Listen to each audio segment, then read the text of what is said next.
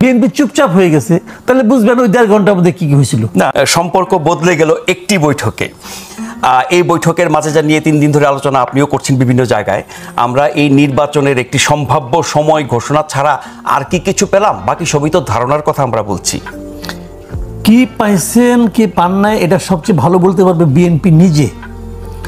কোনো আমি কিছু পাই নাই, এবং ওইখানেও ওই মানে মিটিংয়ের বৈঠকের পরেও যে যৌথ ঘোষণাটা প্রকাশ করা হয়েছে, সে ঘোষণায় কিন্তু মাত্র 4-5টা বাক্য ছিল। আলাপ করছে কতক্ষণ? 1.5 ঘন্টা। এবং এই যে 4-5টা বাক্য ছিল, এই 4-5টা বাক্যের মধ্যে কি কি ছিল? যে 1 নাম্বার ছিল যে তারেক রহমান সাহেব প্রস্তাব দিয়েছেন ফেব্রুয়ারিতে নির্বাচনের। প্রস্তাবটা কিন্তু তারেক রহমান সাহেব দিয়েছেন বলে ঘোষণাপত্রে উল্লেখ করা হয়েছে। তার মানে তারেক রহমান সাহেব নিজেই ডিসেম্বর থেকে ফেব্রুয়ারিতে সরে গেলেন। উনি প্রস্তাব দিয়েছেন, আমি আপনাকে পড়ে শোনাই না, সহজ তো, হিসাব তো খুব সহজ। না, তাহলে হতেই হবে জায়গা থেকে ওখানে সরে যাওয়া বিএনপির কম্পালশন কি? আমি বলছি আপনি দেখেন, খলিলুর রহমান সাহেব এটা পড়ে শোনাইছে। খলিলুর রহমানকে যারকে বিদায় করার জন্য বিএনপি আন্দোলন করেছে, বিএনপি সরাসরি বলেছে, উচ্চারণ করেছে, প্রেস কনফারেন্স করে বলেছে যে এই 3 জন লোককে আমরা চাই না। তার মধ্যে খলিলুর রহমান একজন। আর ইউনূস সাহেব কি করছে? ওই দাবিটা যখন তারা দিচ্ছে 3 জনকে চায় না, তারপর থেকে ইউনূস সাহেব যতবার বিএনপির সঙ্গে বসছে ততবার ওই 3 জনের একজনকে সঙ্গে রাখছে। প্রথমবার রাখছে আসিফ মোহাম্মদ সজীব ভুঁইয়াকে, আর দ্বিতীয়বার রাখছে খলিলুর রহমানকে। আপনি নিশ্চিত থাকেন তৃতীয় যে মিটিংটা হবে বিএনপির সঙ্গে, ওখানে থাকবে মাহফুজ আলম থাকবে। তার মানে এর মধ্যে দিয়ে বিএনপিকে কি বোঝাতে চাচ্ছেন? বোঝাতে চাচ্ছি বিএনপিকে তোমার কথা আমি কোনো পাত্তাই দিই না, আমি যেমনি চাই তেমনি হবে। যারা ইউনূস সাহেবকে চেনেন, যারা গ্রামীণ ব্যাংকে চাকরি করেছেন দীর্ঘদিন, ওনার সঙ্গে 20 বছর 30 বছর যে কারোর সঙ্গে আলাপ করে দেখেন ইউনূস সাহেবের মানসিক গড়নটা কেমন। বিএনপি বুঝতে পারছে না। বিএনপি বুঝবে আস্তে আস্তে, ওরা তো 20-30 বছর চাকরি করে বুঝছে, এরা বুঝবে আস্তে আস্তে। কি বলছে দেখেন, কিছুই পায় না বিএনপি, বিএনপি কিচ্ছু পায় নাই। আমি আপনাকে বলি ভাই, ছোট্ট একটা ঘোষণা, জায়গাটা তো আমরা জানি না, সেখান থেকে হয়তো অনেক কিছু পেয়েছে। ছোট্ট একটা বিবৃতি, কিন্তু বিবৃতিটা কিন্তু বেশি বড় না। এবং আমি শিওর এর ড্রাফট করছি খলিলুর রহমান, আমি এখন মোর দেন শিওর।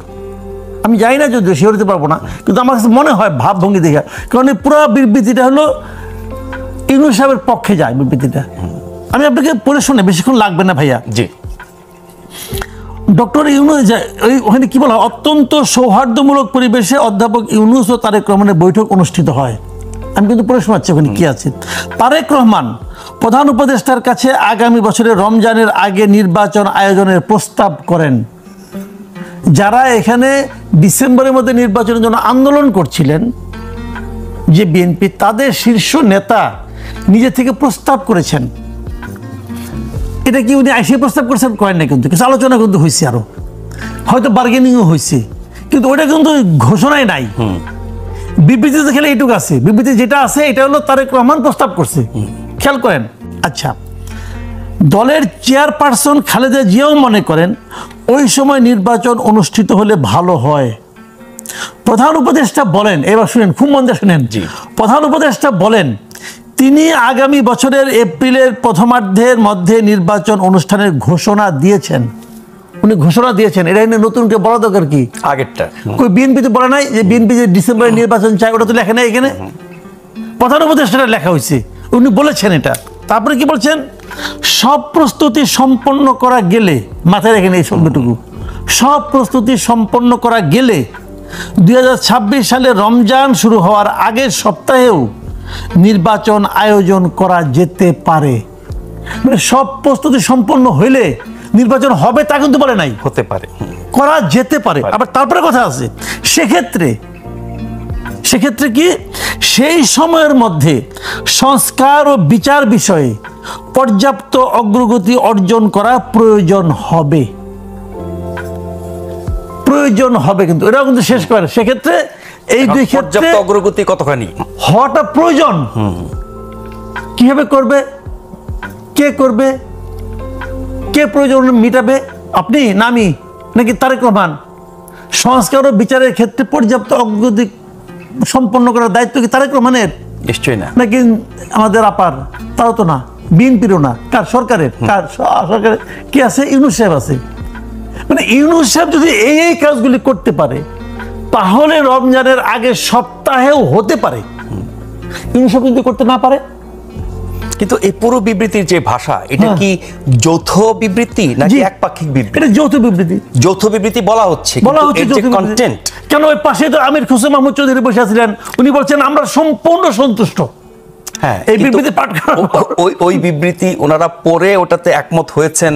হ্যাঁ, যৌথ বলতেছে, আমি যৌথ বিবৃতি পড়তেছি, পড়ার পর আমির হোসেন মাহমুদকে জিজ্ঞেস করছে আপনারা সন্তুষ্ট কিনা, ওইকে আমরা সম্পূর্ণ সন্তুষ্ট। বিবৃতির ভাষা তো মনে হচ্ছে যে এক পক্ষের বক্তব্য। এইটাই তো আমি বলতেছি, এই জন্য আমি বলতেছি রে ভাই, এই জিনিসটা খলিলুর রহমানের মাথা থেকে বেরিয়েছে এবং খলিলুর রহমানকে নেওয়া হয়েছে। এই কারণে হলে তো এরকম বলা হতো আমরা আমরা আমরা এই করেছি, আমরা এই করব, আমরা এতে একমত হয়েছি, বা বৈঠকে একমত হওয়া। এটা আমি বিবৃতি প্রথম আলো থেকে পড়ে শুনলাম। না না, এটাই গত কয়েকদিন শুনতে। তাহলে এখন আমার কথা হলো, এটা শোনার পর বিএনপি মনে হচ্ছে যে ঈদের পরে আরেক ঈদ, যারা একই সঙ্গে এক সপ্তাহের মধ্যে 2 ঈদ পেয়ে গেছে, কোরবানির ঈদ আর এই ঈদ। সেই ওই ঈদে গরু কুরবানি দিয়েছে, আমি তো বলি ওই ঈদে গরু কুরবানি দিয়েছে, আর এই ঈদে বিএনপি কুরবানি হয়ে গেছে। বিএনপি টের পাচ্ছে না, বিএনপি মনে করছে খুশির মানে আনন্দের লহর বয়ে যাচ্ছে। বিএনপি নির্বাচন পাই গেছি, পাইছে নির্বাচন পায় নাই। বিএনপি নির্বাচন, আমি একটা কথা বলি, দেখেন আমি আগে থেকে বলতেছিলাম যে এই সরকারের সবচেয়ে বড় সুবিধা হলো শুরু থেকে এই সরকার বিএনপির মতো একটা দলের সাপোর্ট পেয়েছে। তারপরে আমি এই মন্তব্যটা অনেক জায়গায় করেছি, এই জিনিসটাই সরকারও বুঝে না, বিএনপিও বুঝে না। অর্থটা কি? বিএনপি যদি বুঝতো, বলতে বলি না আমরা, হাতির এত বড় দেহ, চোখটা ছোট ছোট, দেখে না। হাতি যদি বুঝতো সে কত বড়, তাহলে সিংহ পশু যাওয়া হইতো না, হাতি হইতো। হাতি বুঝে না, বিএনপি বুঝতে পারছে না তারা কত বড় দল, জনগণ তাদের সঙ্গে কি পরিমাণ আছে বিএনপি এখনো বুঝতে পারছে না। তো না পারার কারণে তারা মনে করতেছে ইউনূস সাহেব যদি নির্বাচন না দেয় তাহলে আমাদের কি হবে। তাও তো ইউনূস সাহেব ফেব্রুয়ারিতে রাজি হয়েছে, আনন্দের আর সীমা নাই। রাজি হয়েছে, এই যে কথাটা বললাম, কোথাও রাজি হয়েছে, বরঞ্চ উনি বলেছেন যে উনি এপ্রিলেই ঘোষণা দিয়েছেন, এপ্রিলের ঘোষণা থেকে উনি সরেছেন, কোথাও বলেছেন? বলেন নাই ভাই। আমাদের আনিসুর কি আমির হোসেন মাহমুদ চৌধুরী সম্পূর্ণ সন্তুষ্ট হয়ে আসছেন তো। এটা শোনার পর সবাই লাফাতে আনন্দে, গণতন্ত্র জয় হয়ে গেছে, হইলে ভালো, আমি কিন্তু না করতেছি না। আমার সমস্যা হয়েছে কি, আমি তো একটু সন্দেহপ্রবণ লোক ভাই, আমার কাজই এটা, আমি সন্দেহ করব। আবার এরপরে দেখতেছি, আমি একটা প্রশ্ন করছিলাম, একটা প্রশ্ন নাকি আপনি মাঝখানে বিরতি নিয়ে আসবেন, লম্বা হয়ে গেছে। না না, বলেন। আচ্ছা, আমি আরেকটা প্রশ্ন করছিলাম, সেই প্রশ্ন হলো এই যে আলাপটুক করলাম, এটা কিন্তু আলাপ, এই আলাপটুক করতে কি 1.5 ঘন্টা লাগে? নিশ্চয়ই না, 1.5 ঘন্টা তো লাগে না। তাহলে আর কি আলাপ হয়েছে 1.5 ঘন্টায়? সেগুলো তো আমরা জানতে পারছি না। আমি জানতে চাই, আমি কি জানতে চাইতে পারি না? নিশ্চয়ই আমি এটা জানতে চাই। গভর্নমেন্ট বলবে না, ধরলাম ইউনূস সাহেবের লোক বলবে না, তো বিএনপি লোকজন বলুক না। বিএনপি তো জানতে চাচ্ছে না, আমি জানতে চাচ্ছি। বরং যারা বিরোধিতা করছে, এনসিপি, জামাত সহ আরো কিছু দল, তারা জানতে চাচ্ছে। আমি তো মনে করি যে বিএনপি আমার মতো সাধারণ পাবলিকের ভোটটা চায় না, আমি তো জানতে চাই। আমাদের অনেকে এখন যখন আপনি না জানাবেন তখন কি হবে বলে, না জানালে আপনাদেরকেও ধরে ফেলাবো না, আপনি আপনার মতো ক্ষমতায় যাবেন, কোনো সমস্যা নাই। না জানালে কি হয়, গুজব, মানুষের মধ্যে সন্দেহটা জন্ম নেয়। সন্দেহ কিন্তু মারাত্মক, খুব মারাত্মক। অনেকে বলবে ভাই কেন এত খুশি হইলেন, তাহলে কি কি দিয়ে আসলেন, কি কি পাইলেন, কি কি আমরা দেখবো। আবার আজকে দেখলাম একটা পত্রিকা, একটা রিপোর্ট যে বিএনপি নাকি এখন সরকারের সঙ্গে বিভিন্ন আন্দোলনের ক্ষেত্রে নমনীয় হবে। যে বিএনপির সঙ্গে সরকারের বিরোধ ছিল কয়টা ইস্যুতে বলেন তো? আমি তো মোটা দাগে ধরি, নির্বাচনের কিছু প্রস্তাব আর নির্বাচনের ডেট বাদ দেন আপনি, তার বাইরে আর 3টা ইস্যু আমি দেখেছি যে 3টা ইস্যুতে তারা সরকারের সঙ্গে একটা বিরোধের মধ্যে ছিল। 3টা ইস্যু কি? একটা হলো পোর্ট, আর একটা হলো করিডোর অথবা চ্যানেল, যাই বলেন না কেন। বিরোধিতা অন্যান্য দলও করেছে না, বিএনপি, আমি বিএনপির কথা ভাবতেছি, অন্য দলের কথা আমি চিন্তা করতেছি না। এই দুইটা, আরেকটা কি, আরেকটা হলো ইশরাকের শপথ না পড়ানো। এই 3টা ইস্যুতে যদি আগামীতে আপনি দেখেন যে বিএনপি চুপচাপ হয়ে গেছে, তাহলে বুঝবেন ওই 1.5 ঘন্টার মধ্যে কি কি হয়েছিল। না, ইশরাক সাহেবের আন্দোলন তো আবার শুরু হয়েছে, অনির্দিষ্টকালের জন্য অবস্থান কর্মসূচি ঘোষণা করেছেন, নাগরিক সেবা দেওয়ার ব্যবস্থা করবেন বলেছে। আগামী কয়েকদিন, আমি তো আজকে পড়লাম অন্য জিনিস আছে, আরো কয়েকদিন দেখেন কি হয়। আর আগামীকাল থেকে যে আবার ঐক্যমত্য কমিশনের বৈঠক শুরু হয়েছে, যেখানে সংস্কার প্রস্তাবগুলো নিয়ে ঐক্যমত্যের চেষ্টা করা হবে, সেখানে কি বিএনপি সবকিছু মেনে নেবে মনে করেন? বিএনপি যে এখনই অনেক শুনেন, বিএনপি ততটুকুই মানবে, এটা আপারও ভালো বলতে পারবে। আমি যতটুকু বুঝি বিএনপিকে, বিএনপি তো একটা পলিটিক্যাল পার্টি না, তাকে তো জনগণ নিয়ে চলতে হবে। নিশ্চয়ই। খালি কইলে আমার হয়ে গেলো তো সহজ না। এই যে একটা কাম করছে যারা, আমি চিল্লাই করতেছি, আমার তো আরো অনেকে চিল্লাইতেছে, কিন্তু এটা চিল্লাবেই, কারণ পলিটিক্যাল পার্টিকে এই সমস্ত পাবলিকের কথা শুনতে হবে। তো বিএনপি একটা পলিটিক্যাল পার্টি, তারা 31 দফা নিয়ে অনেকদিন ধরে কিন্তু তারা মাঠে ময়দানে আছে। এরা যখন সংস্কারের কথা বলতেছে, তারা 2.5 বছর আগে কিন্তু বিএনপি 31 দফা দিয়ে বসে রয়েছে, এবং দিয়ে কিন্তু সে চুপচাপ বসে নাই, মাঠে ঘাটে তারা কিন্তু এটা নিয়ে স্টাডি করতেছে, মানুষের কাছে যাচ্ছে। তো আমি বলি, আপনি এই সংস্কারের ততটুকুই বিএনপি মানবে যতটুকু 31 দফার সঙ্গে সামঞ্জস্যপূর্ণ হয়, এর বাইরে বিএনপি কিচ্ছু মানবে না। তার মানে এই লন্ডন বৈঠকের পরে আর যে নমনীয় হবে বলছেন, সেক্ষেত্রে কি ছাড় দেওয়ার সুযোগ নাই? এখন বিএনপি তো বলতেছে ছাড় দেওয়ার, তারা তো ছাড় দিতে চায়, নমনীয় হতে চাচ্ছে না। তাহলে সংস্কারে যদি এগুলো না, এটা আমার ধারণা, এটা আমার প্রত্যাশা, আমি তো আমার প্রত্যাশার কথা বলতেছি। বিএনপি কি করবে না করবে এটা তো জ্যোতিষ তারাকে বলতে পারবে না, তো আমার প্রত্যাশা আর কি। হ্যাঁ, আমরা এনসিপির ডক্টর ইউনূস এখন বিএনপির ডক্টর ইউনূস হয়ে গেলেন। এনসিপি, জামাত এবং আরো কিছু দল, তাদের যে প্রতিক্রিয়া আপনি দেখছেন, তাতে করে কি আপনি মনে হয় যে ডক্টর ইউনূসের সাথে এদের সম্পর্কের অবনতি হতে পারে, নাকি এগুলো জাস্ট রাজনৈতিক কথাবার্তায়? দেখেন, আপনাদের অনুষ্ঠানের নাম বলেছেন না, ইউনূস তুমি কার? যারা ডক্টর ইউনূসকে চেনেন তাদেরকে যে কারো কাছে জিজ্ঞাসা করেন, সবাই উত্তর দেবে ইউনূস হল তার নিজের, উনি কারো না, উনি কারো না। সেটা কি তাহলে নিরপেক্ষ? নিজের কথা ভাবেন। আপনি এটা কথা বুঝেন না, কারণ কমন সেন্স একটা কথা বলি। 65 হলো এমডির চাকরির শেষ বয়স, উনি 71 বছর পর্যন্ত ছিলেন, তাকে সরাতে চায়, সে সরে না। উনি কি নিয়ে ফাইট করছিলেন? উনি আদালত পর্যন্ত গেছেন, তাই না? ঠিক আছে, ওই আদালত আওয়ামী লীগের আদালত, অমুক তমুক সব মানে, কিন্তু আপনি আপনার কমন সেন্স দিয়ে ভাবেন তো, যেখানে কি ব্যাংকের এমডির বয়স 65 বছর উনি নির্ধারণ করছেন। আচ্ছা, ভালো কথা, এই 61 বছর উনার ওই ব্যাংকে উনি ছাড়া আর কেউ কি 65 ক্রস করতে পারছিল? আমাদের জানা নাই, তত পায় নাই, উনি পারতে দেন নাই। তাহলে উনি নিজের স্বার্থের জন্য আইন ভাঙতে পারেন, আইন অমান্য করতে পারেন, এবং করেছেন, একাধিকবার করেছেন, এটা কোনো ব্যাপার না ওনার কাছে।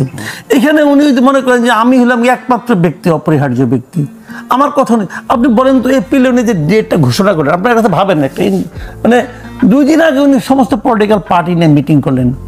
সেই পার্টিতে মিটিংয়ের পরে সবাই বেরিয়ে এসে বললো, 25টা দল বললো যে তারা ডিসেম্বরে কিংবা তার আগে নির্বাচন চায়, 3টা দল বলছে তারা ডিসেম্বরের পরে নির্বাচন চায়। এই যে বলছে জামাতের মধ্যে বলছে ফেব্রুয়ারি থেকে মার্চের মধ্যে চায়, এপ্রিলের মধ্যে চায়। উনি তার 2 দিন পরে, ঈদের আগের দিন, উনি হঠাৎ করে ঘোষণা করে দিলেন যে এপ্রিলে নির্বাচন হবে। কেন হবে এপ্রিলে? উনি কোনো কারণ দেখিয়েছেন?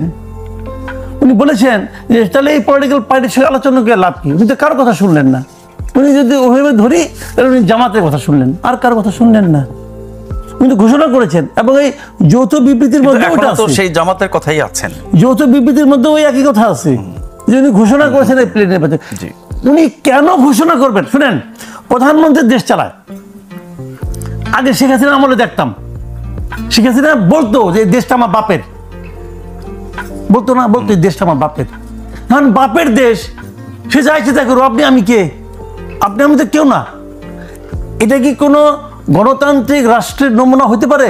নিশ্চয়ই না, হইতে পারে না। উনি মনে করেন যে দেশটা উনার, স্ট্রেট হয়ে দেশটা উনার। উনি তো জনগণের, উনি যে এপ্রিল বললেন, এপ্রিলের সঙ্গে পিপল সেন্টিমেন্টের কি সম্পর্ক আছে আপনি আমাকে বলেন? কে বলছে ওনাকে এপ্রিলে যে ভালো হবে?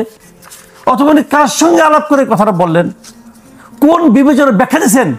সেটা তিনি দেন নাই, কিন্তু আমরা জামাতের বক্তব্যটা এমন শুনেছি। ব্যাখ্যা কি? ওর কোনো ব্যাখ্যা নাই তো কোনো। উনি বলেছেন নির্বাচনের সময় হতে, তাহলে এখন উনি যদি ওটা বলেন, এর একই অবস্থা হচ্ছে কিন্তু এখানে। কাজেই এতদিন উনি এনসিপিকে পালছেন, এনসিপি ছিল ওনারই, মানে আপনার আর কি বলে এটাকে, সুগার ডেডি নাকি, যাকে উনি ওনার পছন্দের দল, যাই বলুক, উনি তো ওনার দল। এটা উনি বলেছেন, ফিনান্সিয়াল টাইমসের কাছে পডকাস্টে বলেন নাই যে আমি ওদেরকে বলেছি তোমরা একটা রাজনৈতিক দল করো। ওরা বলছে যে আমাদের তো কেউ চেনে না, তো উনি বলছে তোমাদেরকে সারা দেশের লোক চেনে। ভাই, একজন লোককে সারা দেশের লোক চেনে, এটাই কোনো রাজনৈতিক দল গঠনের জন্য যে যোগ্যতা নয়। এটা ওনার বোঝা উচিত ছিল, কারণ উনিও একটা রাজনৈতিক দল করেছিলেন, তখন ওনাকে সারা দেশের লোক চিনত, ওই দল তো উনি মানে কিছুই করতে পারেন নাই। এইটা যোগ্যতা।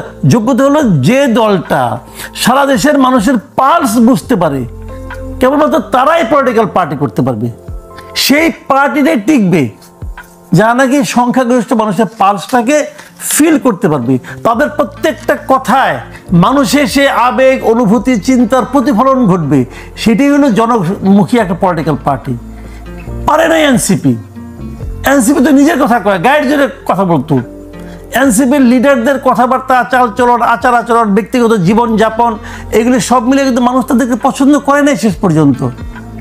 ইলেকশন যদি হয় আলটিমেটলি কি হবে জানি না, যদি ওরা একা একা ইলেকশন করে, আলটিমেটলি যদি করতে পারে, আর কেন তো নিবন্ধনও নেয় নাই, যদি করতে পারে তাদের বডি ল্যাঙ্গুয়েজ কি, নিবন্ধন যে কোনো সময় চাইলেই তো পাওয়া যাবে। তারা তো শর্ত পূরণ করছেই, পেয়ে যাবে আশা করি, করলেই পেয়ে যাবে। ওই পূরণ করা লাগবে না, তারা অ্যাপ্লাই করলেই পেয়ে যাবে। ইউনিসেফ আছে না, আছে তো, সমস্যাটা কি, হয়ে যাবে। ইলেকশনও করতে নামবে হয়তো বা, যদি নামে, আমি তো বলি এটা যে কোনো একটা আসনে যদি ওনাদের জামানত রক্ষা হয়, এইটাই হবে ওদের সাফল্য। এখন অন্য কোন দল যদি ছাড় দেয়, আসন ভাগাভাগি হয়, আমি আপনি বুঝি ইউনিসেফ বুঝে ফেলেছি। ইউনিসেফ যেমন ওখান থেকে ব্যাক করছিল আগে ওনার প্রথম পলিটিক্যাল পার্টি থেকে, উনি এই পার্টি থেকে অলরেডি ব্যাক করছে। আমার কাছে দুঃখ লাগে এই মিটিংটার মাধ্যমে এনসিপি আসলে এতিম হয়ে গেল। আপনি কি মনে করেন যে এনসিপির সম্পর্ক শেষ হয়ে গেল? না, সম্পর্ক শেষ হয় নাই, বেসিক্যালি এতিম হয়ে গেছে। সে বুঝছে যে এনসিপি তার কাজ হবে না। না, ওই উপলব্ধি থেকে যদি হয়, আমরা দেখব সামনে তিনি এনসিপির ব্যাপারে কি মনোভাব পোষণ করেন এবং এনসিপির প্রতি ওনার যে সম্পর্ক। লাইন যোগ করতে চাই, সেটা হলো তাহলে উনি দুইবার ফেল করলেন। প্রথমে একবার 11-11 সময় একটা দল করেছিলেন, মনে আছে আপনার নিশ্চয়ই, তখনও ফেল করেছিলেন। এনসিপি কিন্তু নিজস্ব কোনো দল না, ওনার নিজস্ব দল। এনসিপি কিন্তু ইন্ডিভিজুয়াল কোনো নিজে করে নাই। তো তাহলে সে দ্বিতীয়বার ফেল করেছে, এটা কি এখনই বলার সময় এসেছে? আমি এখন পর্যন্ত তো তার জন্মই হয় নাই সম্পূর্ণরূপে। সে তো এখন ভ্রূণ চাইল্ড, সে এখন ইনকিউবেটরে আছে। তো আপনার তার হয় নাই, রেজিস্ট্রেশন হয় নাই, তার গঠনতন্ত্র প্রকাশ হয় নাই, তার সমস্ত বাংলাদেশের কমিটি হয় নাই। তাহলে আপনাকে এখনো পুরো আপনি দল বানাতে পারেন না, সেই 11-11-র মতোই অবস্থা। আমি একটু, আপনি বিরতিতে যাবেন, হ্যাঁ, বিরতিতে যাওয়ার পরে বলবো না, আগে একটু বলে দিয়ে পরে বিরতি পরে এসে আলাপ করবো। ছোট্ট একটা মন্তব্য পড়ি আপনাকে। বিএনপির লিডার, স্থায়ী কমিটির নেতা সালাউদ্দিন আহমেদ সাহেব একটা মন্তব্য করছেন। সে মন্তব্যটা একটু পড়ে শোনাই। সালাউদ্দিন আহমেদ বলেন, সমকালে প্রকাশিত হয়েছে। সালাউদ্দিন আহমেদ বলেন, গতকালকে বলছেন, আমরা ভবিষ্যতে রাষ্ট্র পরিচালনার ক্ষেত্রে জাতি গঠনের প্রক্রিয়ায় ডক্টর মোহাম্মদ ইউনূসের অভিজ্ঞতা ও পরামর্শকে কাজে লাগানোর আগ্রহ প্রকাশ করেছি। তার মানে বিএনপি সরকারে উনি থাকবেন। ওনারা বিএনপি আগ্রহ প্রকাশ করেছেন। কার কাছে করেছেন? ডক্টর ইউনূসের কাছে করেছেন। কবে করেছেন? ওই শুক্রবার দিন বৈঠকে, 1.5 ঘন্টা বৈঠক বলেছি। কিন্তু তার মানে যে কথাটা বাজারে ছড়াচ্ছে যে বিএনপি ক্ষমতায় আসলে ডক্টর ইউনূস রাষ্ট্রপতি হবেন, এখন যদি বিএনপির কাছ থেকে ডক্টর ইউনূস রাষ্ট্রপতি হওয়ার একটা আশ্বাস পান, তার ওই এতিম পুত্রকে নিয়ে দরকার আছে? বলছিলেন না যে ডক্টর ইউনূসকে যদি ব্যবহার করা যায়, খারাপ কি? খারাপ না, এটা খুব ভালো। ওনাকে ব্যবহার করতে পারলে বিএনপির জন্য লাভ, কারণ উনি তো একটা আন্তর্জাতিক ব্যক্তিত্ব, ওনাকে অনেক জায়গায় ব্যবহার করা যেতে পারে। সমস্যাটা হলো ডক্টর ইউনূসকে ব্যবহার করা যায় না। ডক্টর ইউনূস নিজে অন্যকে ব্যবহার করে ফেলায়। টের পান নাই? এই আন্দোলনের সঙ্গে ওনার কোনো যোগাযোগ ছিল না।